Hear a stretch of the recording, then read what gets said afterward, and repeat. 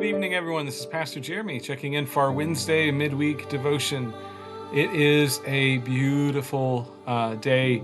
I'm recording this on a Monday, but as long as the weather holds up, it's going to be beautiful on Wednesday, hopefully, as you're watching this, or maybe even later in the week. I am so ready for this. The last couple of days of last week, where it was just kind of cold and drizzling and gray, and at one point it wasn't even supposed to rain, and you look and there's just a band of rain over Williamsburg, and so it made for a somber Good Friday, but it wasn't as much fun as the warmth that we had on Easter Sunday.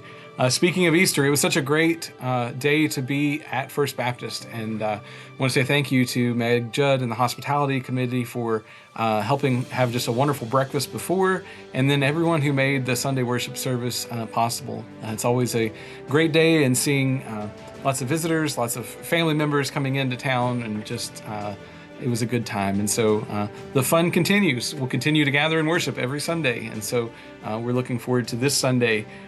We've had, baptisms, we've had Palm Sunday, we've had Easter Sunday, and this week is business meeting. Everybody loves a good business meeting, right? If you're watching this and that freaks you out, or you're thinking about visiting, we host that after the service, and so it won't actually impact morning worship, but we do want to note that there's a business meeting, and there's a few things we want to cover, and so that is just an announcement we wanted to share.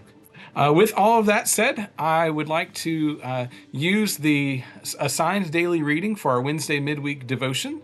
And so the text comes out of Luke 24.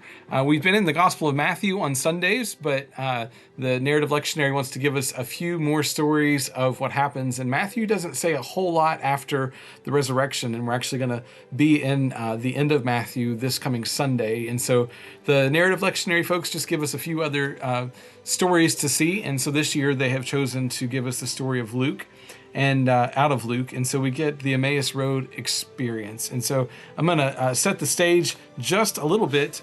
You'll see in the Tuesday reading, if you've been following along, but if you haven't, there are these disciples. There's two disciples that are walking down this Emmaus Road, and Jesus encounters them, but they have no idea that it's Jesus. And so they are walking, and Jesus is there, and they're talking to this person, not realizing that it is Jesus. And Jesus kind of plays along with it, and he's asking them, like, what's going on? Like, why is all this commotion? And they are sharing the story, and they start telling all of these things about Jesus and everything that they believed has happened, and they're spreading the news, and they're sharing it, but they still don't realize that it is Jesus. And so Jesus actually talks to them and calls them foolish, and explained that Scripture said that they were supposed to suffer. And so they may have had some idea that this man was at least knowledgeable of the Scriptures, but still they didn't realize that they were talking to Jesus. And that's in the passage for Tuesday. It's not the story that we're going to read today, but it all kind of fits together. And so I wanted to lay the groundwork there. Now, another thing, just to touch point, is who were those that were walking? It says two of them, and so sometimes we thought maybe the disciples. Well, it says one of them's name was Cleopas, and if you go and look at the other Gospels and you kind of put it together, we don't know for sure, but there's a lot of speculation that this would have actually been the other person would have been Cleopas's wife, who was the sister-in-law of Mary, the mother of Jesus. And so these are folks who would have known Jesus and his family, would have known Mary. They would have been at the cross during the crucifixion. They would have been there for all of that. And so that would have made sense that maybe they were then on their way to comfort Mary or whatever they may have been doing. And so we don't know for sure. We know that Cleopas was there, but the speculation is probably he was going with his wife, who would have been connected to the family.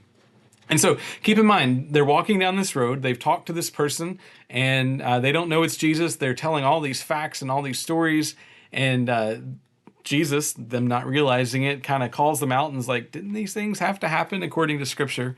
And they become intrigued. And so today's reading is Luke chapter 24, verses 28 through 35, and it says this. It says, as they approached the village to which they were going, Jesus continued on as if he were going further. But they urged him strongly, stay with us, for it is nearly evening, the day is almost over. So he went in to stay with them. When he was at the table with them, he took bread, gave thanks, broke it, and began to give it to them. Then their eyes were opened, and they recognized him. And he disappeared from their sight. They asked each other, were not our hearts burning within us while he talked with us on the road and opened the Scriptures to us? They got up and returned at once to Jerusalem. There they found the 11 and those with them assembled together and saying, "It is true, the Lord has risen and has appeared to Simon." Then the two told what had happened on the way and how Jesus was recognized by them when he broke the bread. So we see in the story that news had been traveling and they were walking with Jesus and they don't realize it. And they invite him to stay with them at night. And, Jesus, the way scripture says, kind of like acted like he was going further, but I'm sure he was expecting an invitation. And so they invite him to be there. And it is during that meal that Jesus takes the bread, blesses it. And it says immediately they realized who was with them. They realized who was in their midst. And they were excited and they made that realization. And then all of a sudden, Jesus disappears. And when we were thinking about this story, I just had a few things that were kind of running through my mind about what may have been happening. They had just walked and talked with Jesus all of this time. They had all of these things that they knew about him. They knew all of the gossip. They knew all of the stories. They were so caught up, though, in the midst of their speculation and grief and excitement and all of these things that Jesus is right there with them. And they miss it for a long time. Can you imagine sitting there and explaining it and talking to this person? It's kind of like a celebrity sighting, but you don't realize the celebrity's there. This isn't exactly the same thing by any means, but I remember, I've got my bobbleheads behind me. I remember there's a Chris Sabo who's, you probably can't see him, but I've got a Chris Sabo bobblehead, my favorite player, one of my favorite players. But I remember at his Reds Hall of Fame induction, Chris Sabo bobblehead day, 30,000 people are getting a bobblehead. All these people are coming to see him inducted into the Reds Hall of Fame. I had a chance to meet him in the Reds Hall of Fame just, a few minutes before all the festivities had started through one of the promotions they were running.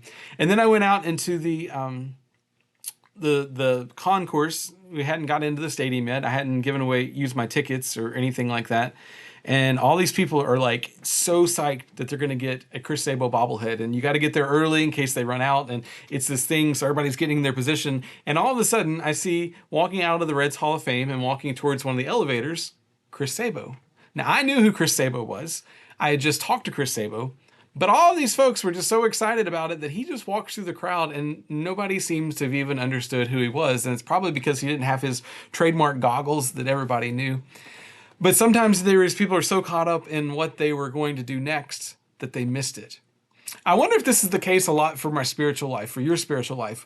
I mentioned this a little bit in Sunday's sermon, but sometimes we get so caught up in thinking and speculating and talking and just kind of buzzing about going about the next thing that we miss the presence of Jesus right where we are. It's not because we're sinful. It's not because we're disobedient, but sometimes we just can't get out of our own head. And in this situation, I think they were so caught up that it was natural to not expect that it was Jesus, but also part of us wonders like, how could Jesus be right there in your presence and you missed it? It was only through the breaking of bread that they realized what was going on. And then their stories were saying, oh, well, I should have known. Weren't our hearts so strangely warmed? Weren't our hearts warmed when he was reading scripture? Doesn't it all seem to make sense? I want to ask you, are you walking out in expectation of seeing the risen Christ? A lot of times we like the idea of seeing God in the world, but we don't actually do anything to acknowledge it when it's there. And it's because we think that it has to be the biggest thing. We think it has to be the burning bush experience. It's the parting of the Red Sea. We think it's, a major miracle that is occurring. When truthfully, a lot of times, Jesus is working in our lives and we're just not paying enough attention to be aware of it. Now, if we had told them to be on the lookout for Jesus, maybe they would have picked up on it sooner. I don't know in this experience.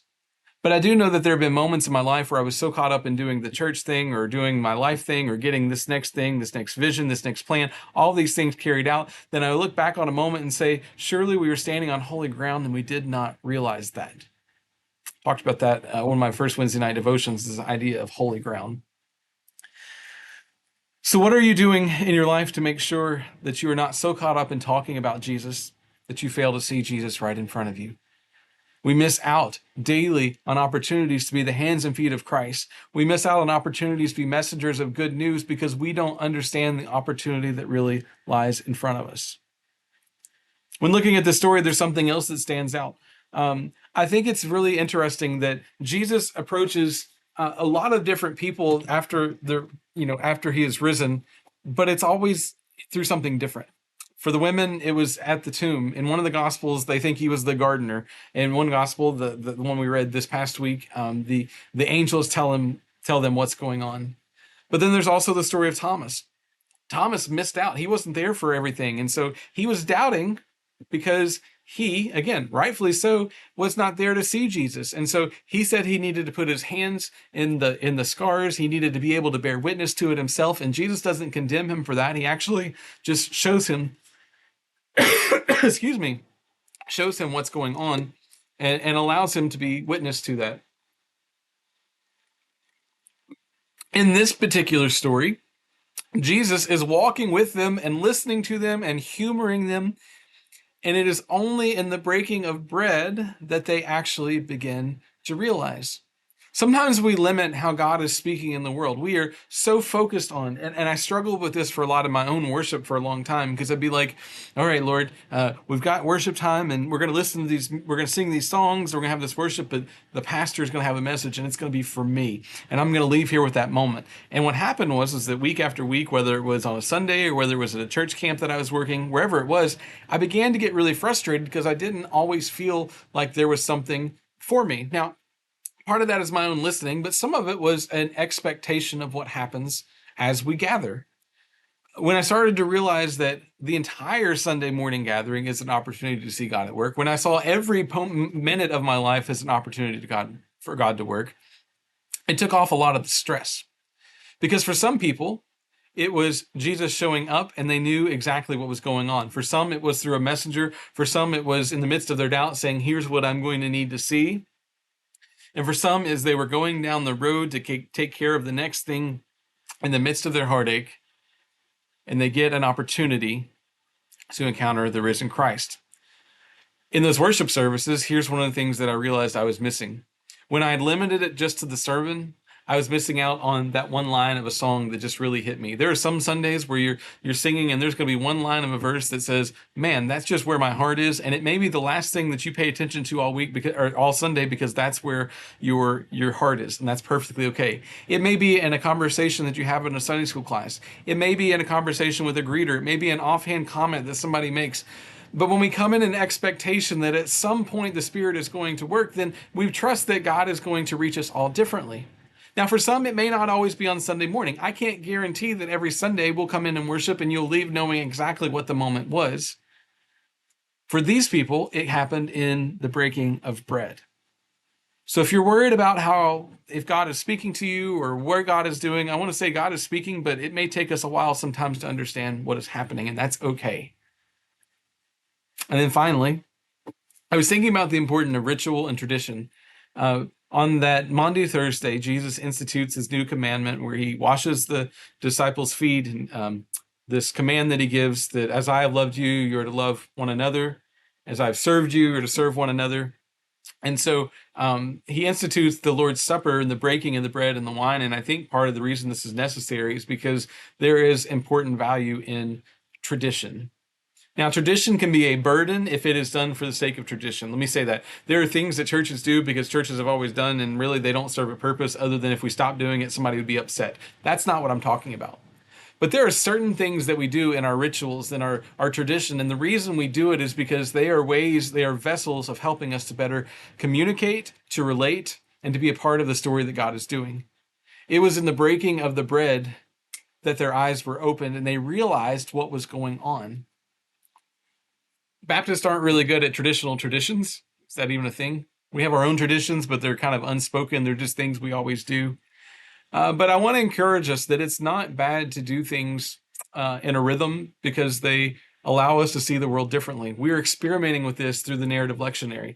We start in the fall in the Old Testament, we work our way through. My current plan is to pick this cycle back up again after it finishes sometime in May, I think, or I think it's the first week of June. But we're going to pick back up when it starts again in September because we want to walk through the story of Scripture. And the reason we do this, there'll be different stories, but we want to start seeing God's role in creation from the very beginning and God's relationship. And so we want to see it through different perspectives. Next year, We'll be, Lord willing, we'll be in the Gospel of Mark because it's the next one that is laid out for us. Our traditions can be beneficial if they are helping us to figure out the rhythms of grace that God is doing in our lives. And so I think it's important to note in here that it was in this breaking of bread, this tradition that Jesus had instituted for them, that they were able to encounter him. And I think that is true in the way that we worship together. There are going to be things that we continually do, and we do them because it is in there that we are grounded in remembering our story. It is in doing those things that we are connected to something that has been going on from the very moment that Jesus instituted this with his disciples. It is grounding us in the story of the church, and it is helping us to see Jesus. But I remember, God reaches us all differently. God has different ways of speaking. There will be different ways that Jesus reveals himself, but we are called motion. We're going about the next thing, and that's when they found Jesus, when Jesus was there. So if nothing else, I encourage you to just be faithful to what God is doing in your life. And so, as a lot of things for our Wednesday night devotion, I've gone like 2 minutes longer than I usually do. But I want to ask these things. Are you so caught up in talking about Jesus that you don't actually see Jesus when he's right in front of you? Are you so caught up in doing for Jesus that you don't really recognize Jesus when he's right in front of you? Are you taking comfort in the fact that God reaches us all differently? The way that we talk to people will change based on their needs, based on their stories, based on how their brains are wired. There's so many things. And so we're not a one-size-fits-all message, but we want to reach people where they are, and we want to trust that God will reach us where we are. And then finally, just honor traditions. Again, not all traditions need to be honored, but finding things that ground us in the story of God's faithfulness, that allow us to return time and time again to who God is. Those are things we believe that Christ will continue to reveal himself. And so, all of that to say, I hope that you are having a great week and enjoy the sunshine if you are able. And spring is, I mean, it's here, but like, it's really like, silly me, we're probably gonna have snow or something one more time, but like, I'm ready. I'm so ready for this, and I'm so grateful to be walking alongside you all.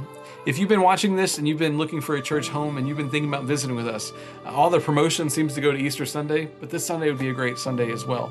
You can learn a lot through gathering online, and for some, this may be all you're able to do, and so we want to honor that. But if you are able to visit with us, if you've been thinking about connecting, it is certainly something that we would welcome and we would appreciate. And so we can see what God is doing in your life. You can hear about what God is doing in ours and figure out how maybe we can partner in walking alongside each other. Have a great week, and I will see you all soon.